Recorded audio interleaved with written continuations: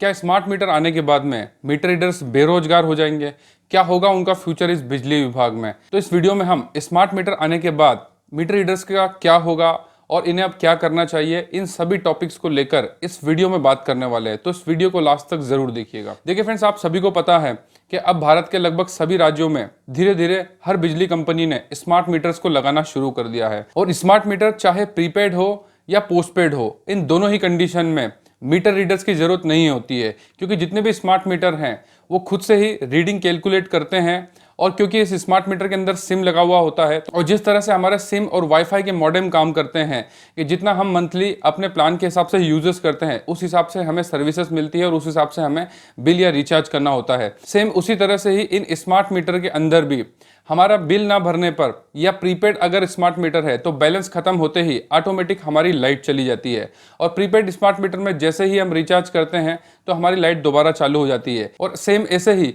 Post paid smart meter में यदि हम बिल पे नहीं करते हैं तो उसमें भी लास्ट डेट के नेक्स्ट डे हमारी लाइट जो है वो ऑटोमेटिक कट हो जाती है, क्योंकि इस स्मार्ट मीटर के अंदर रिले सिस्टम होता है जिससे कि ऑटोमेटिकली आपकी लाइट को कट कर दिया जाता है और रिचार्ज होते ही या बिल पे करते ही आपकी लाइट जो है वो ऑटोमेटिकली चालू हो जाती है। तो अब इन स्मार्ट मीटर के आने के बाद में मीटर रीडिंग का काम भी टोटली खत्म हो चुका है, क्योंकि सिम होने की वजह से ये जितने भी स्मार्ट मीटर होते हैं तो ये अपने बिजली कनेक्शन से संबंधित सारी ही जानकारियां बिजली कंपनी के सर्वर में विद्युत खाते क्रमांक में, जो भी विद्युत उपभोक्ता का खाता क्रमांक होता है उसके अंदर इस बिजली कनेक्शन से संबंधित सारी ही जानकारियां जो है ऑटोमेटिकली अपडेट कर देते हैं, जिसके लिए ना ही मीटर रीडर को हर महीने रीडिंग लेने आना पड़ता है और ना ही बिल ना भरने की वजह से लाइट काटने के लिए लाइनमैन को आपके यहाँ पर आना पड़ता है। टोटली काम ऑटोमेशन हो चुका है। तो ये तो अब कंफर्म हो चुका है कि स्मार्ट मीटर आने के बाद में मीटर रीडर्स का अब इसमें कोई भी रोल नहीं रहा है। और हमने आज से लगभग 3-4 साल पहले इस तरह की कुछ वीडियोस बनाई थी जिसमें हमने बताया था कि आगे आने वाले समय में जिस तरह से टेक्नोलॉजी अपडेट हो रही है तो बिजली विभाग भी ऑटोमेशन की तरफ जाएगा, जिसके बाद में सबसे पहले जो जॉब जाएगी वो मीटर रीडर्स की ही जाएगी। और जब हमने इस तरह का वीडियो अपलोड किया था तब हमारी उस वीडियो के ऊपर सबसे ज्यादा जो कमेंट्स आए थे, खासकर हेट कमेंट्स जो आए थे, वो मीटर रीडर्स के ही आए थे। उनका यही कहना था कि बिना मीटर रीडर्स के कभी भी रीडिंग नहीं ली जा सकती और भविष्य में भी ये काम हम ही करेंगे, इसलिए कभी भी मीटर रीडर्स का जॉब नहीं जाएगा। लेकिन आज जिन लोगों ने उस वीडियो के ऊपर कमेंट्स किया था और वही लोग आज हमारी इस वीडियो के ऊपर अब कमेंट्स करते हैं कि सर स्मार्ट मीटर आने के बाद में हम मीटर रीडर्स की जॉब जाने को है या जा चुकी है, तो अब हमें क्या करना चाहिए और ये बिजली विभाग हमारे लिए कुछ करेगा भी या नहीं करेगा, उन सभी पॉइंट्स को मैं एक एक करके कवर करूंगा। देखिए, अब ये तो कंफर्म हो चुका है कि स्मार्ट मीटर आने के बाद में चाहे वो प्रीपेड हो या पोस्टपेड हो, मीटर रीडर्स की जरूरत नहीं होगी। और जितने भी ऐसे मीटर रीडर जो हमारी वीडियो पर कमेंट्स करते थे कि अगर बिजली विभाग हमें अब मीटर रीडर के जॉब से हटा देगी तो वो हमारे लिए क्या करेगी, तो देखिए सबसे पहली बात कि मीटर रीडिंग का जो काम होता है बिजली विभाग उसके लिए आउटसोर्सिंग कंपनी को टेंडर्स देती है और जितनी भी आउटसोर्स कंपनियां होती हैं वो मीटर रीडर्स को हायर करती थी मीटर से रीडिंग लेने के लिए। जो रीडर्स होते थे तो वो मीटर से रीडिंग लिया करते थे। अब इसमें सिंपल सी बात है कि मीटर रीडिंग का काम जो भी होता था पहले आउटसोर्सिंग कंपनी के थ्रू, तो जितनी भी आउटसोर्सिंग कंपनियां होती थी वो टेंडर लेने के बाद में काम करती थी। अगर उन्हें टेंडर नहीं मिलता था तो वो काम नहीं कर सकती थी, या किसी और कंपनी को टेंडर मिलता था तो वो मीटर रीडिंग का काम करती थी। तो एक सिंपल सा कंसेप्ट है कि जब आउटसोर्सिंग कंपनियां खुद ही फिक्स नहीं है तो मीटर रीडर्स कहां से फिक्स होंगे, वो भी एक तरह से प्राइवेट ही हैं। तो उसके लिए बिजली विभाग का कोई दायित्व नहीं बनता मीटर रीडर्स के लिए कि अगर आपका मीटर रीडिंग का काम खत्म हो जाता है तो आप बेरोजगार होंगे तो वो बिजली विभाग की जिम्मेदारी नहीं होगी, क्योंकि बिजली विभाग इस तरह के सभी, चाहे वो मीटर रीडिंग का काम हो, मेंटेनेंस का काम हो, उसके लिए आउटसोर्सिंग कंपनी को टेंडर्स के थ्रू काम करवाती है, जिससे कि उसको काफी कम खर्चे के अंदर बहुत सारे काम हो जाते हैं। पहले क्योंकि जितने भी जो मीटर रीडर्स और लाइनमैन या मेंटेनेंस वाले हुआ करते थे उनके लिए बिजली विभाग में गवर्नमेंट एम्प्लॉय जितने भी होते थे उनको काफी ज्यादा सैलरी देना पड़ती थी,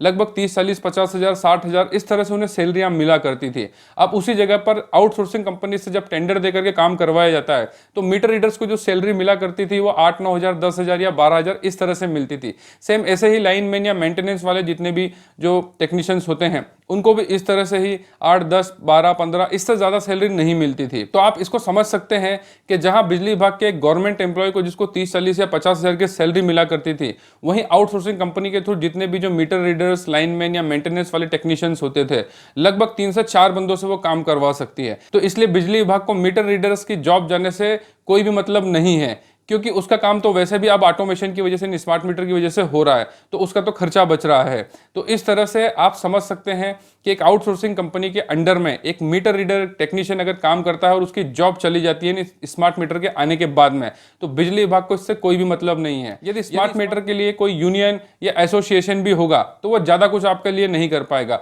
बस वो इतना ही कर सकते हैं कि जितने भी स्मार्ट मीटर आने के बाद में जो मीटर रीडर्स बेरोजगार हुए हैं, उन्हें लाइनमैन या टेक्निकल या मेंटेनेंस वर्क में वो यूज कर सकते हैं। इससे ज्यादा वो आपके लिए और कुछ नहीं कर सकते, क्योंकि जब आउटसोर्सिंग कंपनी जो बिजली विभाग में टेंडर लेकर के काम करती है वो खुद ही फिक्स नहीं है, तो फिर मीटर रीडर्स और जिस तरह के लाइनमैन या मेंटेनेंस करने वाले बंदे फिक्स कैसे हो सकते हैं। और बिजली विभाग को वैसे भी उनसे कोई मतलब नहीं है। और पहले जितनी भी मैंने वीडियो जो मीटर रीडिंग और आउटसोर्सिंग एम्प्लॉयज को लेकर के खासकर बनाई थी, उसमें भी मैंने ये बात साफ तौर पर कही थी कि ये जॉब कभी भी फिक्स नहीं है, ये टेम्परेरी है, ये कभी भी बंद हो सकता है और इसका कोई भी फ्यूचर नहीं है। और जितने भी जो लाइनमैन या मेंटेनेंस वाले टेक्नीशियंस होते हैं, उनकी तो लाइफ का भी काफी रिस्क होता है, क्योंकि बिजली विभाग के नियमों के हिसाब से किसी भी हाई इंटेंशन लाइन पर सिर्फ सीनियर लाइनमैन को ही चढ़ाया जा सकता है। लेकिन बिजली विभाग के जितने भी जो आउटसोर्सिंग कंपनी के एम्प्लॉयज होते हैं, उनसे इस तरह का काम कराया जाता है जो कि नियमों के विरुद्ध है, जिस वजह से बहुत सी बार इस तरह के आउटसोर्सिंग एम्प्लॉय के साथ बड़े बड़े हादसे हो जाते हैं। और क्योंकि आउटसोर्सिंग कंपनी उनका प्रॉपर इंश्योरेंस भी नहीं करवाती है और प्रॉपर उन्हें कोई इक्विपमेंट्स भी नहीं देती है, जिस वजह से उनके साथ इस तरह के हादसे होते हैं। और बाद में जब वो इसके लिए कोई कानूनी कार्रवाई या बिजली विभाग आउटसोर्सिंग कंपनी के ऊपर कोई कार्रवाई करने की कोशिश करते हैं, तो उसके लिए कुछ नहीं कर सकते। और इन आउटसोर्सिंग एम्प्लॉयज के साथ किसी भी तरह का कोई हादसा हो जाता है तो उसके लिए कभी भी बिजली विभाग जिम्मेदार नहीं होता है, उसके लिए एक आउटसोर्सिंग कंपनी जिम्मेदार होती है। और बहुत सी बार तो ऐसा होता है कि जब किसी आउटसोर्सिंग एम्प्लॉय के साथ किसी भी तरह का कोई हादसा होता है, तो ना ही उसे कोई मेडिकल सर्विसेज मिलती है, ना कोई इंश्योरेंस होता है। और उसके अलावा बहुत सी बार ऐसी दिक्कत भी होती है क्योंकि कोई प्रॉपर डॉक्यूमेंटेशन नहीं होता है। जब वो इस तरह का कोई क्लेम करते हैं हादसा होने के बाद में, तो पता चलता है कि उसका किसी भी तरह से कोई आउटसोर्सिंग कंपनी कोई डॉक्यूमेंटेशन ही नहीं किया। वो ये प्रूफ भी नहीं कर पाते कि हम बिजली विभाग की आउटसोर्सिंग कंपनी के लिए काम किया करते थे, और उनका इस तरह से ही पूरा जीवन बर्बाद हो जाता है, जो आगे चल करके इसका खामियाजा उनके परिवार को भी भुगतना पड़ता है। क्योंकि खुदा ना खास्ता कभी भी किसी टेक्नीशियन, चाहे वो गवर्नमेंट एम्प्लॉय हो या बिजली विभाग का कर्मचारी हो, उनके साथ किसी भी तरह से कोई हादसा होता है, वो विकलांग हो जाते हैं या उनकी मृत्यु हो जाती है,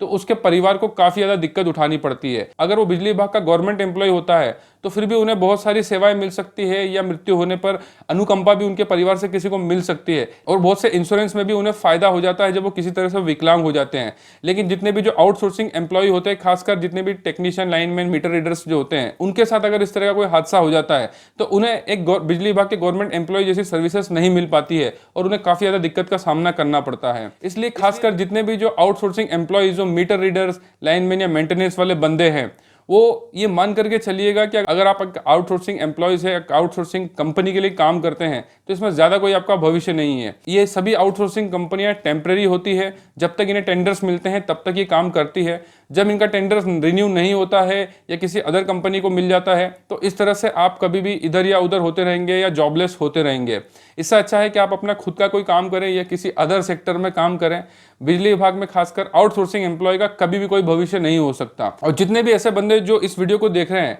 और खासकर वो किसी आउटसोर्सिंग कंपनी में मीटर रीडर, लाइनमैन या कोई मेंटेनेंस के टेक्नीशियन है, इस वीडियो में मैंने जितनी भी बातें बताई उसमें कितनी सच्चाई है वो आप कमेंट्स करके जरूर बताइएगा। और हो सकता है कि बहुत से पॉइंट्स मैंने इस वीडियो के अंदर अभी कवर नहीं किए हैं, उसे भी मैं अगले वीडियो में कवर करूंगा, या फिर आप कमेंट में मुझे बताइएगा कि मैंने किस पॉइंट को इसमें ड्रॉप कर दिया है या नहीं बताया है, तो नेक्स्ट वीडियो में मैं उसको कवर जरूर करूंगा। विद्युत उपभोक्ता की जागृति और संरक्षण के लिए हम इस तरह के वीडियो बनाते रहते हैं, इसलिए हमारी वीडियो को ज्यादा से ज्यादा शेयर कीजिए। वीडियो देखने के लिए बहुत बहुत धन्यवाद। जय हिंद, वंदे मातरम।